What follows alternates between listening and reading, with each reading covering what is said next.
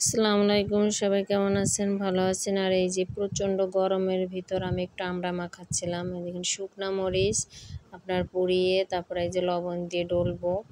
আর এইভাবে আমড়া মাখা কার কার ভালো লাগে? ভাবলাম যে এইভাবেই কুচিয়ে মেশিন দিয়ে আমড়াটা মাখি, খুবই মজা লাগবে।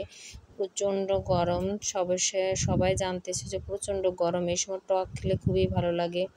একটু সরিষার তেল দিলাম, মরিচটা কেমন জানি আপনার ফিনিশিং হচ্ছে না। তারপর আমি লবণ, মরিচ আর লবণ, তেল দিয়ে একটু ডলার চেষ্টা করতেছি ভালো করে, আমার হাত জ্বলে। তারপরেও আমি আজকে মরিচ দিয়ে মাখাইলাম।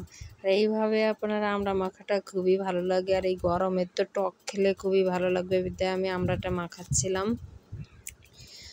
আর এই যে আপনার কাসুন্দি দিয়ে দিলাম। কাসুন্দি দিয়ে আমি আগে খেতে পারতাম না, ইদানিং আমি খুবই ভালো লাগে। পেয়ারা খাই, আমড়া খাই, আমার খুবই ভালো লাগে।